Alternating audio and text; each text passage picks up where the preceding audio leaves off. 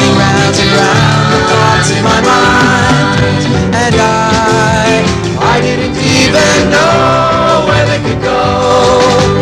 Everyday images suddenly changing to me.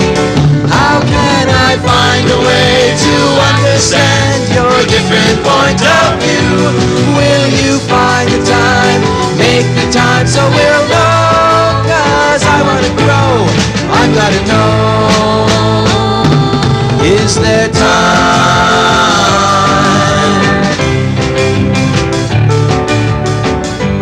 In our magazine this week, we're bringing you the Falklands. What's your opinion? Sports, Gary Carter in the Big O. Science, what's that light in the sky? Lifestyle, are you part of the gang? Entertainment, hey, what's happening? Careers, where there's smoke, there's fire. Our news quiz, we got a prize for you. And the song of the week, Free Stream.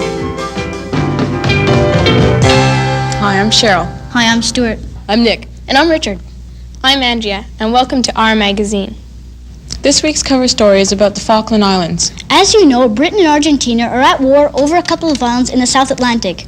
Well, we want to know what kids thought about the situation. So, our magazine went to St. Lambert School, Royal Vale School, and Dalkeith School to speak to students there.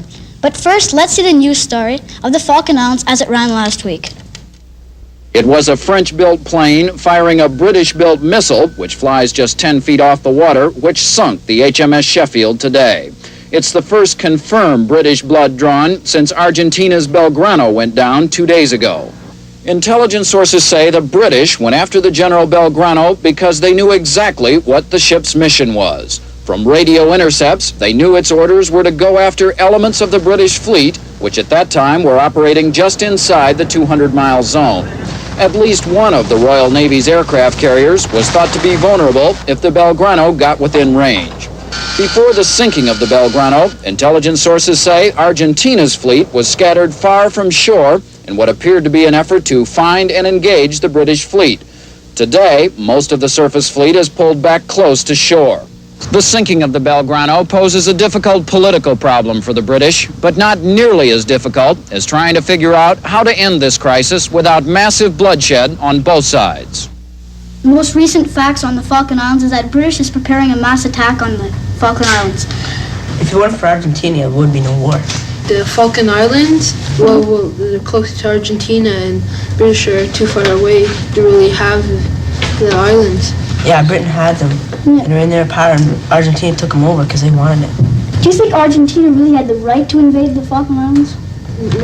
Yes and no, because like, they had them in the first place, but Argentina should be able to live on it because they're so close to it. Do you think they had the right, really? I don't know. Why are they fighting for the islands? They say that there's oil underneath the ground in that. And I guess they're fighting over that. Maybe it's something else there that we don't know. Well, it's just for the possession, I guess, you know? Yeah. There's no real proof that that's there is oil. To be a bigger country. So how about Argentina? How do you think Argentina feels about a war? Argentina and the school children in Argentina have always believed that the islands belong to them. They wouldn't be really interested if this rumor, what they're saying about oil, they wouldn't really be interested in the islands. Do you think Argentina has enough money, even if they do regain the islands, to search for the oil? After they spent all their money hiding, they won't have enough to get oil. They owe a lot of money to other countries, like $9 billion to the United States. Not many countries are going to want to give them money to drill for oil after they fought for some islands. Do you think Argentina's economic state has anything to do with the war? Usually when the world or countries have really had a problem in their own country, it's been the only solution out of it was war. The people of Argentina were against the government. Now that they have the war, everybody's united together against the British. It has taken the public eye off of the economy and onto the Falkland Islands. People like wars. Some people like to see bloodshed, and they like to hear about all these battles and all these people getting killed, all these boats being sunk, you know. How did this whole story affect you and your family, maybe? Well, if this gets any worse and other countries get involved, country that Canada can get involved, and who knows, my father could go to war, and I'm sure that would affect me quite a lot. Or if it starts a nuclear war, it's very possible that the whole world could blow up, and I guess then I'm dead. Do you think the TV and the reporters and the newspaper are bringing up too much on the islands? I think the news is showing more footage of Britain's side because more people probably are, they're voting for Britain to win the war. I think that they're showing us enough, but I'd like to see more truth in it. Because frankly, they're telling us all of this, and I think a lot of it is just plain propaganda. I don't think that they're showing us enough. I want to know 10 times more than what they show us on the news. Not just 2-minute film clips, maybe a half-an-hour show or something like that. To tell us everything they possibly can. If you want to know the whole story, you have to watch every news. But they still don't. They're all different kind of stories, so you don't know what one's the real ones. Don't you think those kids had some pretty strong opinions? Well, kids have a right to voice their own opinions just like adults. And this is what our magazine's all about. Nick, you had some pretty strong opinions. Yeah, I've got strong feelings about the news too, and the way of expressing myself is through drawings. So, our magazine asked me to do an editorial cartoon, but I didn't know where to go about it. So, my friend Gamboli helped me out. You got anything in mind as to exactly what you want to get across? How about the Falklands? Falklands, yeah, it's a very good idea. Topical. Good, eh? That's all we talk about mostly, so that's a good idea. Heavy news. People are sick of it. Let's laugh at it. Yeah. Subject, Falklands. Yeah. What do you want to rough out?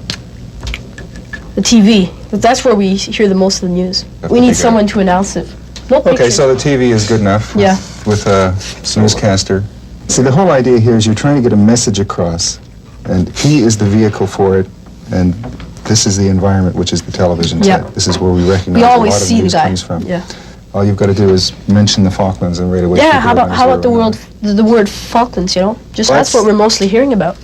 How do you feel about that? Well, that's all we hear, so it started bugging me. All right, it's bugging you. Yeah. Saturation. Yeah. Everybody here, that's all we talk about, Falklands, Then it'd be a good idea to incorporate that into a drawing. Sure. Put the word again and again and again and again and again, That's all he says, just that's all. Nothing else but Falklands. Okay. Everybody's going crazy over it. All right, so put it in.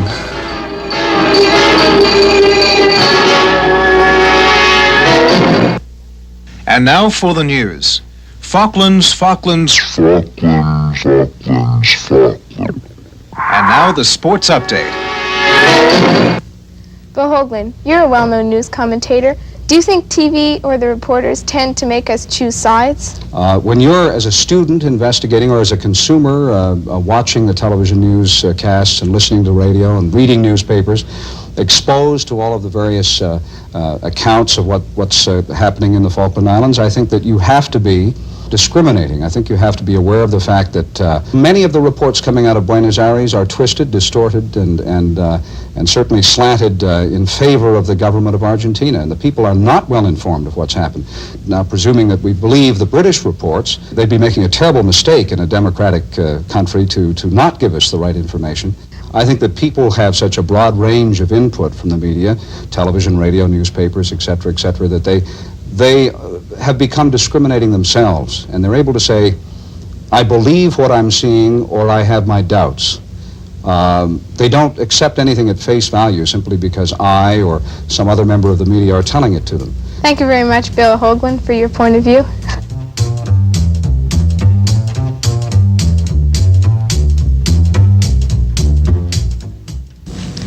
This week in sports, people have been tuned in to the battle for the Stanley Cup. Well, the Vancouver Canucks lost again to New York Islanders by a score of 3-0. Although they had the home ice advantage, and despite the cheering of their fans, they gave the Islanders a 3-game lead in the battle for the Stanley Cup. Early in the second period, Richard Brodeur, the Canucks goalie, tried to clear the puck, but instead passed to Sutter, who passed to Gillies of New York, and he scored easily. Mike Bossy scored the 15th of the playoffs at 12:30 in the same period. The Vancouver fans were waving their towels again. Brodeur played hot, but not hot enough to stop the Stanley Cup Bears. The Vancouver coach took Brodeur out with 1:30 left in the game. but the Islanders couldn't be held off. They scored the final goal in an open net. The final score, 3-0. Billy Smith had a shutout on a game which decided where the Stanley Cup would remain for the next year. Do you think the Vancouver Awful Shirts stand a chance? If they win, they'll get the money to buy new uniforms. Also in sports, the Expos are being bombed. We had a chance to talk with one of their star players. Gary Carter's about the best catcher there is in baseball, and to a lot of us kids, he's a real hero. So, after signing about 1,000 autographs for us and our friends, he's managed to tell us a little about himself. Well, Stuart, I'm originally from California. I was born in Culver City, and I grew up in Orange County, and the town that I grew up in was in Fullerton. But then in 1972, when I signed my first pro contract with the Montreal Expos, I've kind of been all over the place, but my home has most of the time been right here in Montreal. When did you start playing baseball? Well, I started playing baseball when I was very, very young, when I was about 8 years of age in Little League. I collected baseball cards like I think most young kids do, and I had a dream of being on a baseball card at one time, so it's been a dream of mine throughout my whole life. Yeah, I've been on quite a few baseball cards. I loved football when I was playing in high school, but I really felt that my career was going to be in baseball. Everybody says that you have just about the fastest eye and hand in baseball. What do you look for when a guy's on first and he's running about to steal? Good Lord bless me with some good peripheral vision, so I see the guys coming out from there. And all I try and be when I'm behind the plate and trying to throw, I try and be quick and accurate. I don't try and throw the ball as hard as I can, because then you're going to take more time away from yourself. The quicker you get it down there and the more accurate you get it to second base, the more chance you're going to have to throwing the guy out. How do you feel when you see the other guy taking your place as catcher, taking your job? Well, I've known that ever since I signed a professional contract, that there's always someone that's behind me that's going to try and get my job. And what that does for me, it gives me an incentive to work that just that much harder. And I have felt that all throughout my career. I always know that there's always going to be someone to try and take my job away from me. But, like I said, it just makes me work that much harder. So in this case right now, I've got an injured left eye, and hopefully I'll be able to get back very quickly. And Tim Blackwell is in there right now, and I hope that it's not going to be that long. Do you have a pleasant life, or are you constantly pestered by fans and reporters like me? Well, I don't have really that much of a private life. That's one thing that I treasure a great deal, is when I do have some free time, I like to spend it with my family, and especially in my own home environment. But it's very difficult to stay out of the public eye, because no matter where I go, as far as restaurants or even to go to a gas station or something, somebody's sticking a piece of paper and a pin under my nose to sign an autograph. I don't mind it. It's a good feeling, and again, like I express, I feel that's a part of it. Like the competition, eh? I love competition. That's why I love baseball, because it's an everyday affair, and it's competition, and that's what I think our whole society circles around, is competition. In other news, it looked as if Montreal wasn't going to have a football team after all. But on a sudden decision made by the Football Association, yes, the Alouettes will play this season, but under a different name. Now let's see some kids in action.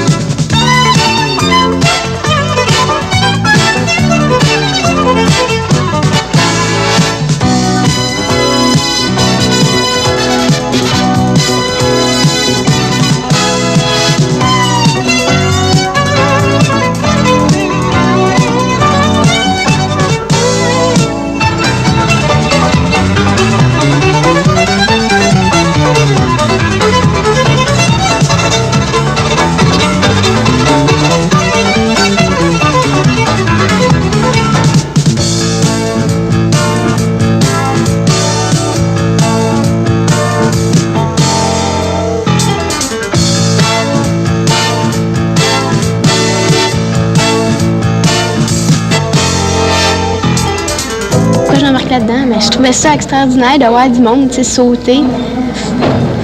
C'est vrai, c'est bizarre. Là, j'ai essayé le trampoline. J'ai trouvé ça bien fun parce que ça prend beaucoup de... Quand tu es dans les airs, faut tout le temps que tu te tiennes, faut être beaucoup d'équilibre. Puis c'est merveilleux quand tu es dans les airs. Tu peux faire... C'est merveilleux de découvrir qu'est-ce qu'on peut faire sur une trampoline.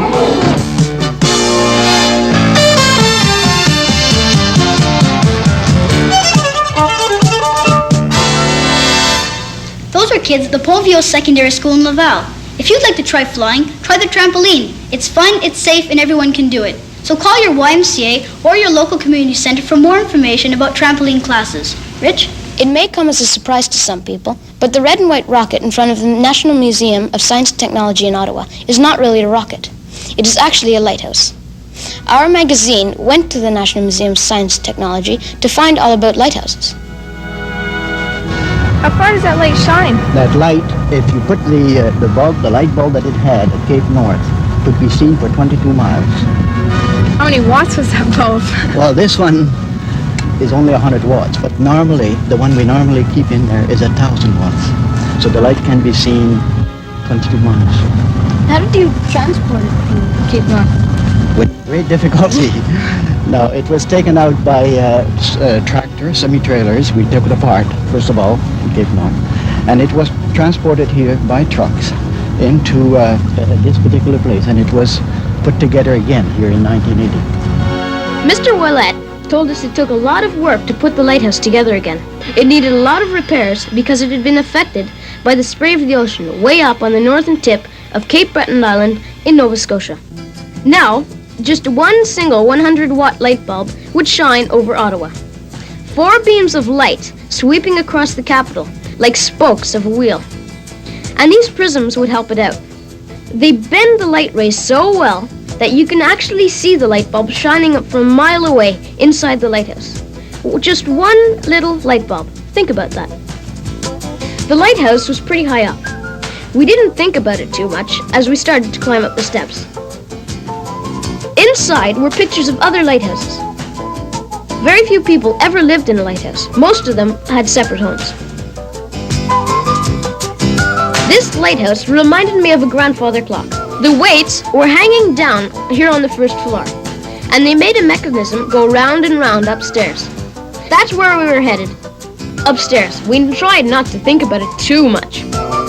It reminded me of an endless spiral staircase going up and up, finally ending in a trapdoor leading to a small room.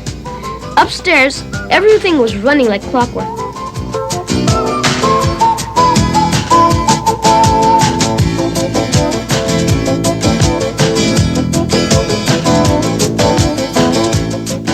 There was this mechanism going round and round. The glass prisms made me dizzy. The faster they turned, the faster the light flashed out to sea. That way, you could tell which lighthouse it was and find your way home. The whole mechanism lay in a bed of mercury and steel bearings. It took very little energy to turn the lens mechanism, and even solar energy would move the lenses around, even though it weighed hundreds of pounds. Mr. Ouellette thought we would be very fine lighthouse keepers. We'd only have to climb the steps and clean the lenses every day. As for me, well, I'll just think about it.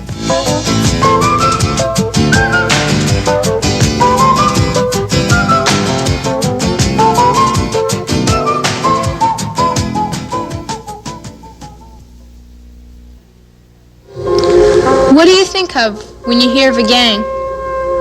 Followers? A leader? What's it like to pick on?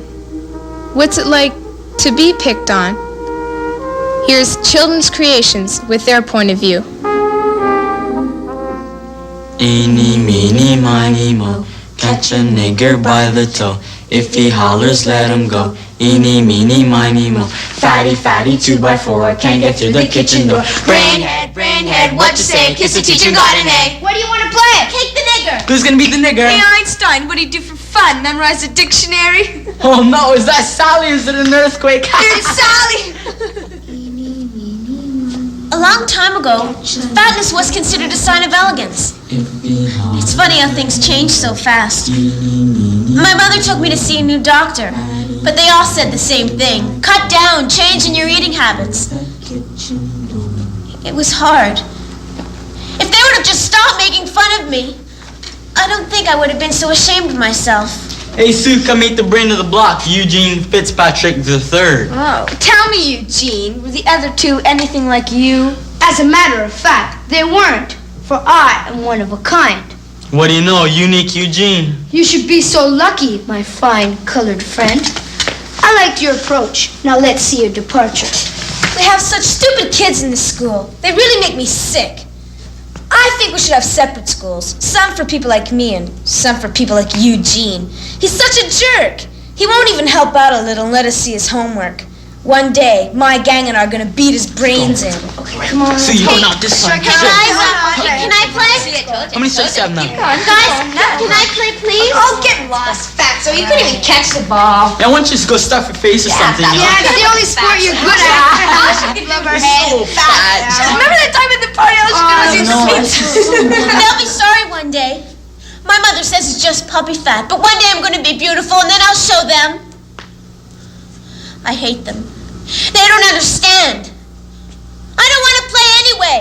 Ball is stupid. Get lost, Fatso. Yeah, beat it or we'll beat you. My mother says black people are stupid and that they stink. She's got to be right. She's my mother. I guess the first time I noticed it must have been grade 3. My first day in a new school, and I remember walking onto the bus and having kids laugh at me and call me names just because my skin color is different from theirs. You either have to put up or shut up, to pick or to be picked on. Is it fair? Whether it is or not,